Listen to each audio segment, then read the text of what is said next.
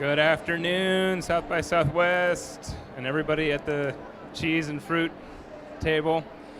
We have a great speaker coming up. His name's Trey Ford. He's a global security strategist, and he's going to draw some parallels between cybersecurity and aviation, as well as some newly released information out of the Department of Homeland Security. Here's Trey. Thanks. Thank you, and I'd like to thank Passcode for having me out. You guys hear me okay? Do you remember where you were at 7:30 this morning? I remember pretty clearly because I slept into 7:30. Austin, Texas was socked in. Now, I'm between jobs. I left my employer Rapid7 a couple months ago, and I'm taking some time off between jobs because I want to get my IFR endorsement. You know when you go to the airport and they go flying in the clouds? That requires special training and special clearance. I love aviation. I love everything there is about planes and flying. I'm that guy that gets really excited as a passenger on a corporate aircraft. Now, a lot of people are afraid of flying. They're afraid of going up. People have their therapy dogs, they take their Xanax. People are scared to death to go up in an airplane. And there's probably really good reason for that. You remember a little over 100 years ago, right? We remember reading about the Wright brothers and the Kitty Hawk. These guys look like they're on bicycles. They've got these crazy little fabric airplanes they're going up in. Now, we've come a long way since then, but we have good reason to be afraid of flying in airplanes. Now, I'm also crazy about technology, and that's why most of us are here today. Here at South by Southwest, we love technology. We depend on it for everything that we do. With our mobile devices, with our jobs, a lot of startups here at South by Southwest, but technology is core to everything we do. Now, there's something very funny. The young people were very comfortable adopting technology.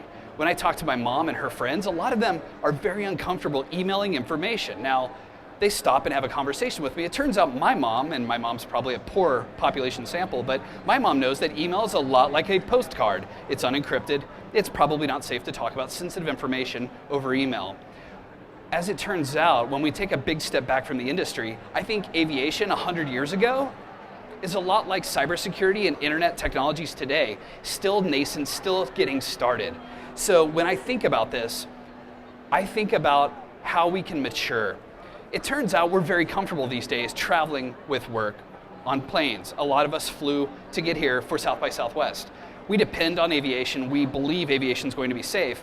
And at some point, I think when people come to understand how technology works and how the internet's bolted together, they're going to come to the realization that maybe it's not quite safe to believe in the technology the way it exists today. And I would propose that you consider that what we're doing today isn't helping us out. When I look back at aviation, when I sat down at the airport this morning to go for my flight lesson, I sat down and I went through this long checklist, and I touched a whole bunch of stuff that seems very routine. Did you stick your head into the gas tank before you fired up your car to drive here? Not a chance. Did you run around and check the air pressure in the tires? Open the hood to make sure, I don't know, there wasn't oil leaking? Absolutely not. We have to in aviation. And there's a specific reason for that. Every time something bad happens in an airplane, we run it to the ground. We do what we call a root cause analysis. We investigate to understand specifically why something happened. You guys remember that guy flies the Millennium Falcon. What's his name? Han Solo? You remember recently he crashed his airplane at a golf course, right? So Harrison Ford crashed his airplane. Now, he's a longtime aviator, and for the record, he's an aviator before an actor. He works so he can fly. Man after my own heart. Now, we all want to believe that he did nothing wrong. We want to believe something happened that wasn't his fault. Now, what I do know as a pilot is the NTSB went out and performed a full investigation. Now, in the age of social media, we knew immediately what happened. We knew that he broke his pelvis. We have a pretty good idea of what happened. Every pilot knows on their pre-flight checklist, we touch that fuel selector knob 3 times before takeoff. And the reason's this: you fire up the airplane, you do your testing, you taxi out, you take off. And right about the time you're a couple hundred feet off the ground, if you've accidentally shut off or not turned on which gas tank you're connected to, you run out of gas and crash. We all assumed he made a mistake, and that's embarrassing for all of us. Now, what we learned was he actually had one of his injector jets on the engine into the carburetor come out, which flooded the engine, which caused the plane to crash. Let's take a step back from aviation for a moment. A lot of us talk about cybersecurity. We all know what PCI, the payment card industry, is. We worry about credit card security. This supports merchants, this supports and protects consumers. This powers our economy worldwide. What do you know about the hacks and the compromises that happened at Home Depot, at Target, if we go even further back in time to Heartland Financial. Nick, you can't answer this. I know that you worked with a PFI. For those that didn't work for a payment card industry certified forensic investigator, the answer is you don't really know much. You know what people like me or Nick had to talk to and kind of pontificate on what we thought probably happened when we talked to the news, when we talked to the press, but we don't really know. When you run this all the way to the ground, when those forensic investigators go and they tear apart this investigation and they come down to the root cause analysis, they don't notify the other pilots, they don't notify the other investigators. The security people around the world and around the internet charged with protecting this information never got that information. The message was lost. So I propose that we want to inform them. The bottom line is it's the very definition of insanity to repeat ourselves and expect a different outcome. Turns out we're not that populous, all right? We want to learn these lessons and we don't want to pay for those lessons. I would also argue for your consideration that by not sharing this information, we're actually making the bad guys more cost effective. We're making them more efficient, we're helping them win, and I'm not okay with that. So the one thing we have going right now in the cybersecurity world, one that changed this morning, was something called the DBIR. Verizon had a research group that would put out the data breach investigation report, an annual report that would do a group analysis. It would tear apart all of the compromised information they had access to and give us a trend report. Listen, what we saw was compromises that happened in this way. This control was more effective. This allowed the attacker to get through. Had we fixed this, it would have cost them more. What we want to do is make it slightly more risky, definitely more expensive, and if there's a higher likelihood that they're going to get caught, they're going to be pursued, if not prosecuted and put in jail, maybe they won't do it. I think as a profession, as IT professionals and security professionals, we want to maintain control of our systems. We want to honor the trust that our partners and our customers have put in us. Now, this morning, something came across my desk. Here in the United States, DHS has I'm going to get this wrong, Cyber Incident and Data Sharing and Analysis Group, a working group that has actually put out a draft document. I think it's time for something like an NTSB. For planes, for automobiles, for trains, we have a National Traffic Safety Board that comes back and investigates major accidents. I think it's time that we look to someone like what DHS is doing to do this analysis. We're going to be able to share information. These were the mistakes we made. These were our failures. Here's our misconfigurations. Here's some poor hygiene that allowed the bad guys to be more effective. This kind of information sharing will make us more effective. Now, let me be very clear. We talk about threat and information sharing. We've heard of threat intelligence. This is talking about sharing information tied to threats. I'm talking post-mortem after the incident. Now, it's scary. We're afraid to share information. Hey, I got hacked. I would never want to hear that from my bank. I would never want to hear that. But I would like to hear if something happened, because I'm going to hear later when you send me the email. If they come back and answered 4 questions, who did what, and how's it going to affect me, and what do I need to do next? Pretty simple. That's what VERIS does, the Verizon platform that has been open sourced. If DHS is doing this, I'm going to encourage all of you to go back and work with your organizations to make this change. Maybe at some point you'll be ready to share this information. Maybe not with the government, maybe with a private entity that's going to house this information, do this analysis. But this, I believe this, just like aviation, is what's going to make us more secure, safer, and more effective as security professionals. Thank you. I have a mic here I can pass around if there are questions for Trey.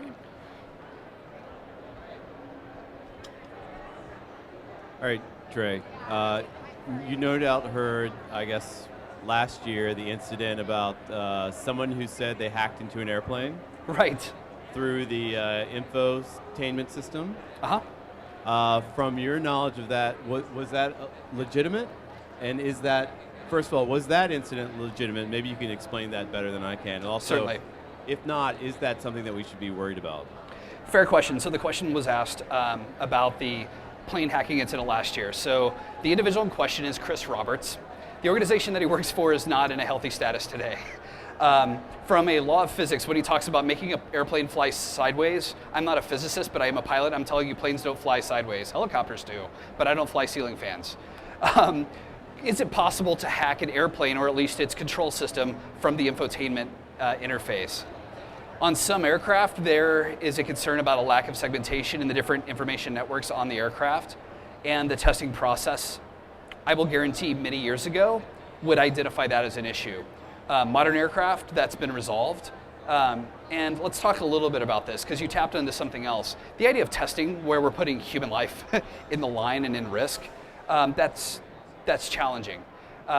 We live in an age where you've heard this line, if you see something, say something, the New York City S4 campaign. Turns out that works everywhere, at the airport, at the train station, but it doesn't work online. When you see something wrong, when you see a misconfigure, when you see a SQL error message, if you notify someone that you found this vulnerability, is it safe to have that conversation? Big, powerful company sees you as a threat. And what we need to do is get to a place where I believe we're safe having that conversation. At the end of the day, that conversation, when it's safe, makes everything safer. There's one other aspect to this. When we publish information about a plane crash or a car accident, the laws of physics and gravity do not become more effective enemies to airplanes. When we publish information about a hack or a compromise, the tools, tactics, procedures, however the bad guy or girl acted, that actually does inform the attacker. And I'm going to argue that while there is an incremental value provided to the attacker, I'm going to argue it's going to raise the cost of performance for that attacker on every other system they're going to face. So there's a window where there's going to be a little bruising, but it's going to help us all as an ecosystem to improve. Any other questions?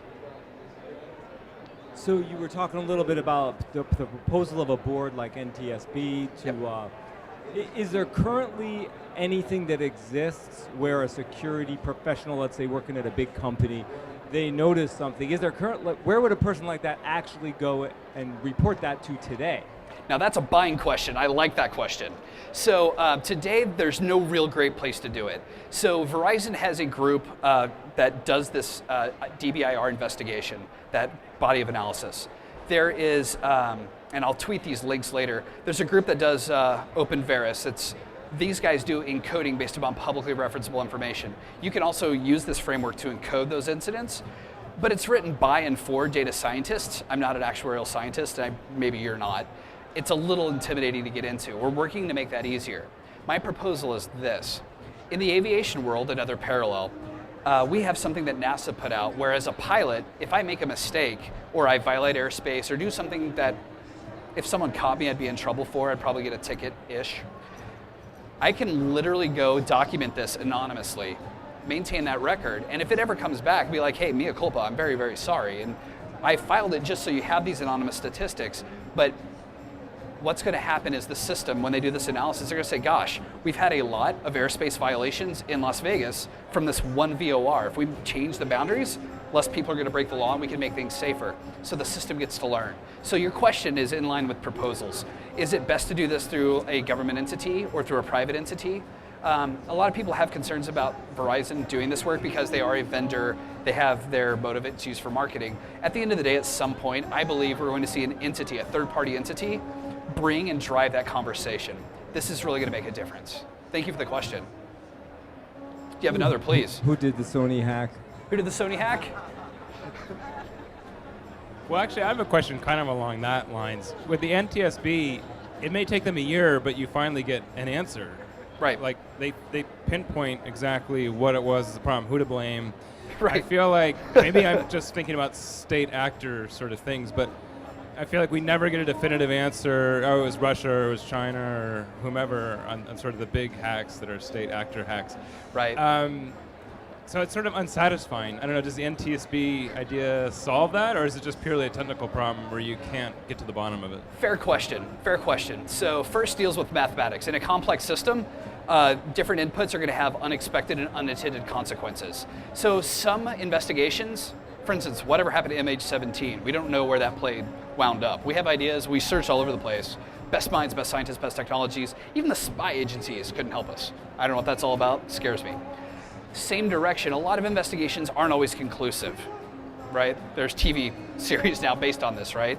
The NTSB has done a tremendous job in providing incremental information. So they would start off in their investigation, come out, okay, the facts of the matter are these, they are undisputed. At this time, leaving this airport, Han Solo departed in his Millennium Falcon, lost power and crashed into this golf course. That's all we have right now, we're gonna investigate this further. And they provide incremental updates. At the end of the day, it took months, maybe a year in most cases, where they come back and say definitively, we've reconstructed it, we've done this. We've discovered that some of the fuel injector jets of a carburetor are coming unseated, rotated 90 degrees, flooded, and that was the problem.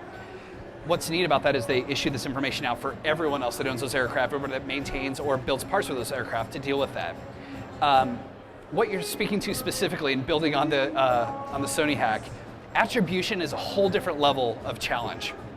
Here in the passcode booth, there's a lot of conversations about privacy and encryption, and those are very, very important for the liberties we believe in and for the safety and efficient execution of business online, and that's absolutely pivotal. What we're going to fall short on is we can't always get back to attribution, but we can get to root cause. We can't always find patient zero or initial exploitation point, but we can determine here's the box, here's what was impacted, here's the data sets, the keys, the passwords, here's how we clean it up. And I'm proposing right now in the near term, let's park the attribution conversation. The threat intelligence world is hung up on that. I think deep down we all want to hunt the bad guys. But if we stay focused and objective, I'm interested in the efficacy of control. What can we do that makes the attackers, the criminals, work harder, spend more money, and at some point worry about getting caught to where they go somewhere else? That's where I'm focused. Any other questions? In the back. All right. Sorry, one more. Should we ever use Wi-Fi in flight? Should you ever use Wi-Fi on a flight? All right, really technical acronym. I'm probably not going to spell it right. VPN. Buy one. There's free ones. Depending on who your evil actor scenario is, if you're hiding from the government, forget about it. Bottom line is, buy a VPN. Use a good VPN. If you're not paying for a service, you are the service. You're the product, right? Pay for the product, but use a VPN. Worst case, you're trying to tunnel things out to where you're not on a common Wi-Fi and no one on the local network or on egress will be able to see it. It's worth your money. It really is. Any other questions? Trey, thank you so much. Fascinating talk. Appreciate it.